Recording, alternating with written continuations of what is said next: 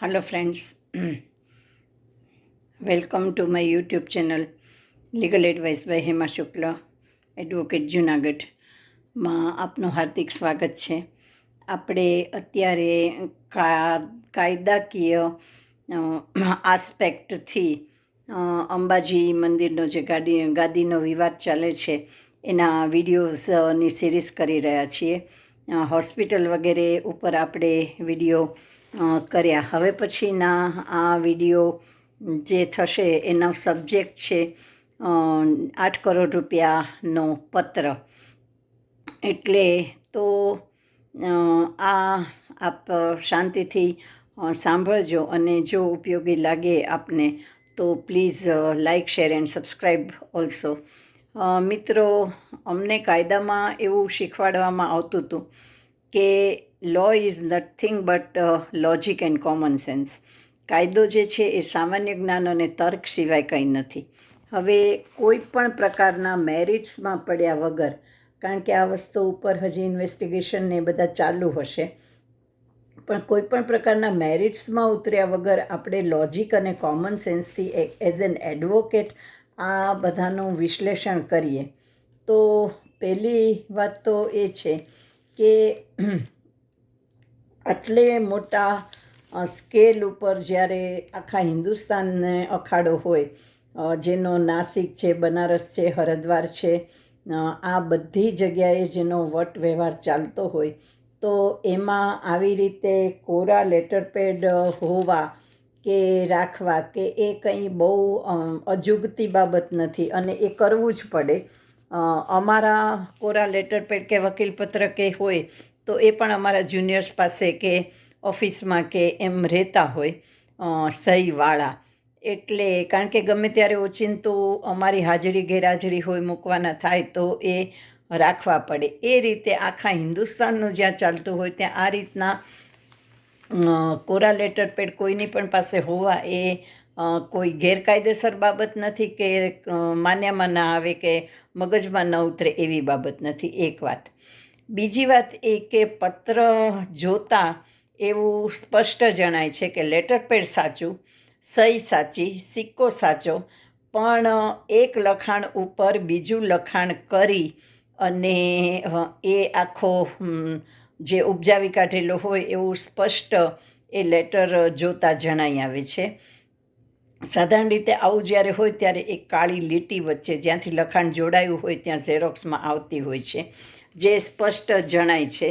અને એ તો FSL વગેરેના પહેલાંમાં પણ તરત જ ખ્યાલ આવી જશે કે ઓરિજિનલ પત્ર છે કે ઉપજાવી કાઢેલો છે. ત્રીજી વાત એ કે 8 કરોડ રૂપિયા એ એટલી મોટી રકમ છે કે બેંકના બનારસ, નાસિક વગેરે તમામ એકાઉન્ટ્સ અને એ બધું પેલું થયું, પણ એમાં ક્યાંય આ રકમનો વ્યવહાર થયો હોવાનું આવતું નથી. 8 કરોડની રકમ એમ બેંકમાંથી ઉપડે નહીં. પ્લસ અખાડો છે એના હિસાબો થતા હોય, ચેરિટી કમિશનર હસ્તકે હોય, એનું ઓડિટ થતું હોય, એના ચાર્ટર્ડ એકાઉન્ટન્ટ હોય, એટલે એમાંથી 8 કરોડ રૂપિયા જેવી રકમનું આવી રીતે થઈ શકે એ બહુ શક્ય નથી, માન્યામાં આવે એવું નથી. પછીની બાબત એક એ છે કે સપોઝ કે માની લઈએ કે 8 કરોડમાં જેણે જેટલા કીધા છે એટલાની લાંચ આપી, તો લાંચ આપનાર એટલા બધા મૂર્ખા ન હોય કે આ લાંચનો, કારણ કે લાંચ આપવી અને લેવી એ બંને ગુનો છે, માત્ર લેવી નહીં. તો લાંચનો હિસાબ જે છે એ અખાડાના લેટરપેડ ઉપર પોતાના સહી સિક્કાથી આવી રીતે લખીને રાખે અને પુરાવો રાખે, એટલા બધા કોઈ બુદ્ધિવિહીન હોય નહીં કે આ વસ્તુ જે છે એ માન્યમાં ના આવે કે શક્ય ન હોય એવી છે. હરિગીરીજીએ તો અખાડાના લેટરપેડ ઉપર પોતાની સહી સિક્કાથી લખીને પણ આપી દીધું છે કે મેં આમાં જે દર્શાવેલા છે એ કોઈ સંતને કે કોઈને એક પણ પૈસો આપેલો નથી, વ્યક્તિગત રીતે કે અખાડા વતી. એટલે અને આમ પણ આપનાર વ્યક્તિ કોઈ દિવસ આવા પુરાવા રાખે જ નહીં. એટલે એ પણ બિલકુલ એક માની શકાય કે મગજમાં કે લોજિકમાં ઉતરે એવી બાબત નથી. એટલે આ રીતે આમ ઘણી બધી રીતે જો જોવામાં કે વિચારવામાં આવે ને તો આ બહુ વાયેબલ કે બહુ લોજિકવાળી વાત નથી. પછીની એક વાત એ છે કે આપણે માની લો કે આ આપ્યું હોય તો આ લેટર સાચો હોય તો શું થાય, કે આ લેટર ખોટો હોય તો શું થાય. તો એના કાનૂની જે પરિણામો છે કે એનું એ અંગે શું થઈ શકે એ પણ આપણે ચોક્કસ વિચારવાનું રહ્યું ને આપણે હવે પછીના વિડીયોઝમાં એ વિચારશું. પછી એક મહત્ત્વની બાબત એ છે કે લેટરમાં ક્યાંય તારીખ લખેલી નથી. એ એક બહુ શંકાસ્પદ બાબત છે. પછી અક્ષરો હરિગીરીજીના છે કે કોઈ અન્યના છે કે એ પણ બધી ફોરેન્સિક સાયન્સનો તપાસનો વિષય છે કે આ અક્ષરો કોના, હરિગીરીજીના છે કે નહીં, ને એમના ન હોય તો આ અક્ષરો કોના છે. એટલે આ રીતે એ પણ એક પેલી બાબત છે. પછી નેક્સ્ટ આપણે જોઈએ તો કોઈ બેંકમાંથી આટલું વિડ્રોલ ક્યારેય બોલતું નથી. અને કોઈ પણ પોલિટિકલ પાર્ટીને કે વ્યક્તિને કે આવું આપ્યું, અમારે ઘણી વખત આવું થતું હોય છે.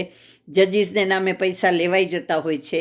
જે જજીસ કરપ્ટ પણ ન હોય, એને ખબર પણ ન હોય કે એના નામે પૈસા લેવાયેલા છે, અને એ રીતે આવા વહીવટો થઈ જતા હોય છે, કારણ કે આના કોઈ આધાર પુરાવા હોય નહીં માટે.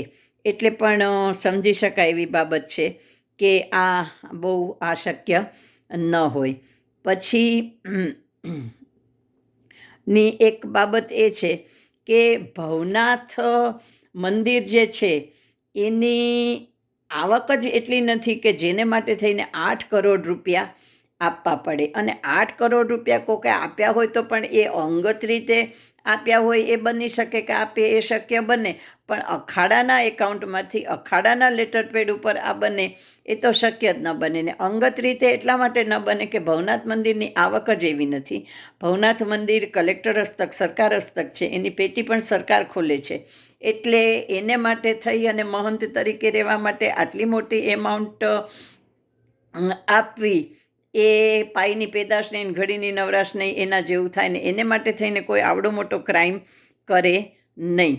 એટલે આ જે છે એ અત્યારની દૃષ્ટિએ તો આપણે જોઈએ વિડીયો પાર્ટ 1માં તો આ લોજિકલ બાબત નથી, છતાં તપાસનો વિષય છે, તપાસ ચાલી રહી છે. એટલે પણ એઝ એન એડવોકેટ મને જે પ્રશ્ન થાય કે મને જે ઉત્તર થાય મળે એ આપની સાથે શેર કરવાના ઈરાદાથી આ વિડીયોઝ આપણે કરીએ છીએ. આપ પણ એના અંગે વિચારો.